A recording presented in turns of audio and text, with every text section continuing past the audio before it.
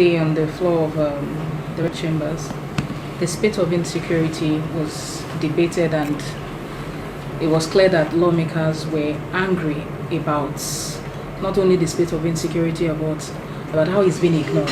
What's your take on this? Well, as a security man myself,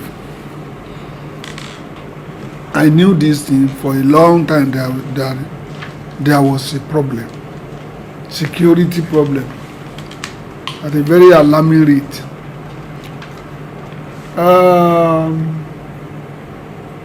I even went to Borno, went to that war front, and I saw the calamity that is befalling Nigeria. And I came to a conclusion that this war cannot be won the way we are tackling it. And I complained to my colleagues that we are playing with fire. When we are going on holidays, the House of R.I.P sent for Mr. President to come, and they have the power to summon him. At least we elected him. As he was about to go, he was prepared to go. He told them he was coming until one legal advisor somewhere, the Confucianist, told him not to go. That those people that elected him in the same party, maybe they are his enemies. And the man back out. In Senate, hardly can you see a day of sitting that we don't normally stand up for one minute in respect of the killed one, the murdered one, the raped one. It got to a stage that many people, they don't even want to come early in the morning because it is not always very good to salute with sorrow. Then I sought the opinions of some top military leaders. Many of them are being retired now. Unfortunately, they told us that it is impossible to win that war, because it's just like a family of 2, 3, or 4 that are fighting. It's almost an everlasting war. And the way the war is being fought in Borno, it's just like soldiers going on, custom going on patrol for armed smugglers, and the police going on patrol for robbers. So it has never been won.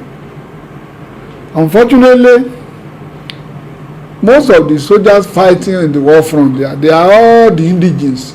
Almost 3/4 of the fighters, they are indigenes. And they have passion for they have pity for their people.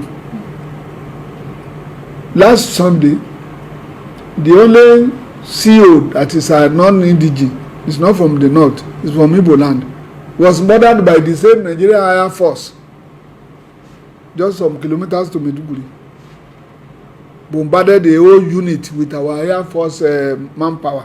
Not even Boko Haram. They killed almost a whole unit. So, we are not serious about the war. But now that some other interest groups have entered, like these Sasaki human beings that have been sent underground and now coming in form of joining Boko Haram, and there are many special interest groups that the mighty federal government has sunk into the Sokewe, and they thought they have died. These are the people coming in Niger, and they are now going to Kebbi, they are going to Sokoto, they are going everywhere, because this group, they are even more scientifically powerful than Boko Haram. So, for now, we are not that we are even sitting on a keg of gunpowder. We are now facing the reality of life and death. And nobody has been arrested for kidnapping, for shooting. The herdsmen were just killing anyhow. None of them has been arrested and sold and prosecuted. The most funny thing is that about 2 years ago, the federal government through the IG started mopping up arms and ammunition in the circulation, particularly with the civilians, only for them to rake everywhere, collecting their guns and unfortunately harming the enemies. And that's why you see many of these civilians, many of these communities are helpless. So it's as if your hands are tied for slaughtering. Then there's an allegation that somebody somewhere must be behind these people. And that is why I stood up in the Senate that what I could see, particularly this Senate that has been agitating that something will be done, one small boy will be harmed and he will be given clearance from nowhere and nothing will happen. He will come and spray many of us there. And that is the end.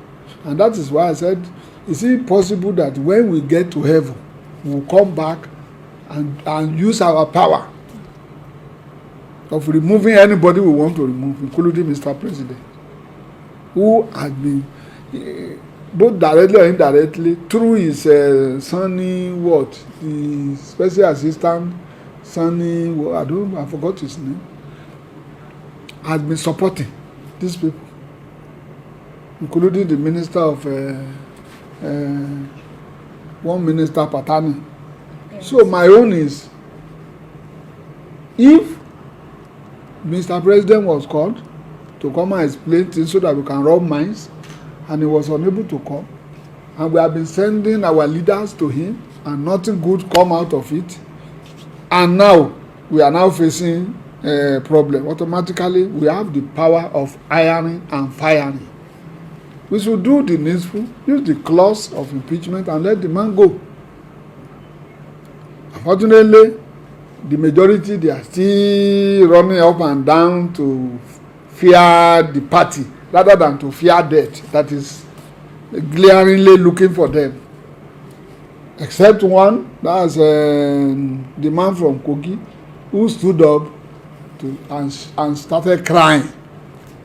Because it is very, very glaring that every one of us, we are in trouble. Just a day to that time, one of our colleagues was attacked twice by this same group, and nothing happened. So which means the person who harmed the boys that are following us may disarm them by just mere instruction. Go and finish those people, they are my attackers. So if we don't do that, automatically we are going to be in trouble. Yoruba said this one is not a long polo. It's coming near your. If you don't want your eyes to be plugged out, you have to do the needful.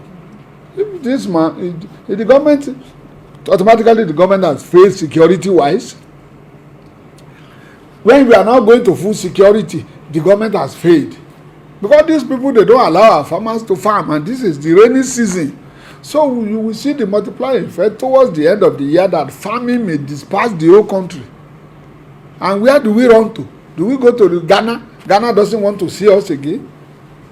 Republic of Benin, they are so tiny that their economy cannot take 1 million people at a go. So the best thing is that now that they don't allow our farmers in the north to farm, and our cows are eating deep into our farms in the south. Come on, look at the southeast. Everywhere is bombarded by these people. Even these Umai people, that's the man who joined them of recent, just because of security. That's Ebonyi governor. He's now having his own bitter pill. They have attacked his villages more than 5 times. So it's neither an APC problem or PDP problem. This is a national calamity. That if the president knows that he has no more power to salvage the situation, he should honorably leave and allow others to take place, to take his position and give us a new lease of life. That is my own position, and I said it in the floor. And majority of us, including both PDP and APC, they knew that there was problem and that this people, this man is incapable of handling things. For instance, the economy is always in shambles. The Bureau of government, statistics, Federal Bureau of Statistics, just last 3 days ago said we are from almost 6 years ago, we have borrowed about 20 trillion. So what we are owing now is a little less than 40 trillion. Then how can a nation survive in such a situation? So that is the beginning of the problem. Economy is in problem.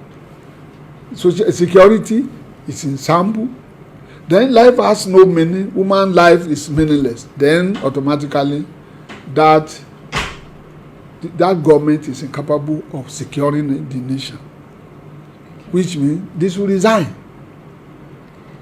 So as it is right now, since it doesn't look like the president said foreign aid, do you think that would do anything at this point in time?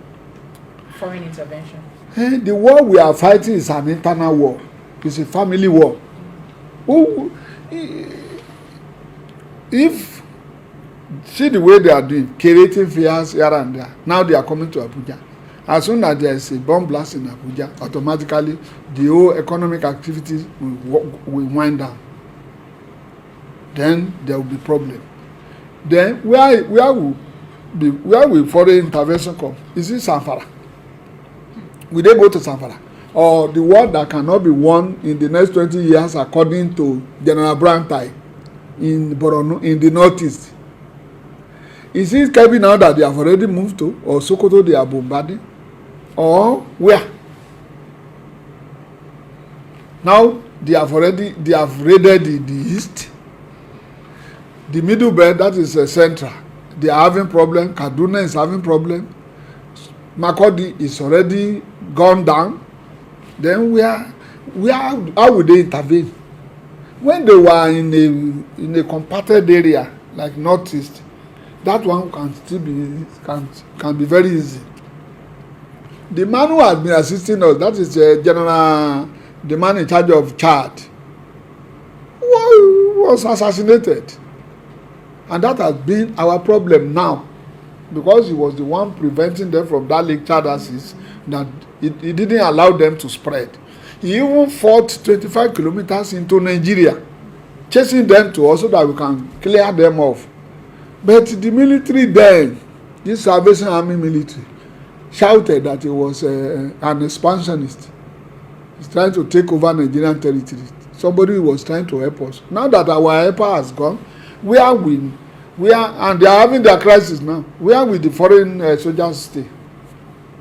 And who will he fight? You journalists take a visit to Maiduguri and see the life there. How would they fight? Then, I don't know, maybe they have another international style in the east. That's Imo. Mosop is coming up. Yes, sir. Coupled with these herdsmen. Yes, sir. Who are they fighting in Ebonyi? Who is fighting who? Is it not the same group? Then where would they stay to fight? They are spreading, although they are not too many. But it's an internal war that is not easy to fight. When you have an external enemy, you know how to fight them. But internal, it's not easy. Right. Thank you very much, sir. You are welcome. But wait. And watch somebody slaughtering their children in the school, taking their children into one fake nearby bush. I don't know how many bush forests they are having in Kaduna. I don't know how many forests they are having in Sambisa. I don't know how many forests they are having in Katsina. This is rainy season, is just coming up. I don't know how we are now telling lies that they kidnap 300 people within Nigeria that you cannot locate, and the military will go and negotiate with one sheikh. Then Nigeria is deceiving Nigeria. The only thing we can do is that the populace that they are deceiving should rise up. The communities should rise up. They have the local vigilantes and local hunters. Go to Osun. When they started harassing people there, the vigilantes and the local hunters, they started fighting them. just about last week, they went to my local government, my own ward, and they wanted to kidnap about 5 or 4 people. A woman came out and shouted. The whole hunters and vigilantes came out and started shooting the Fulani until they captured about 2 of them.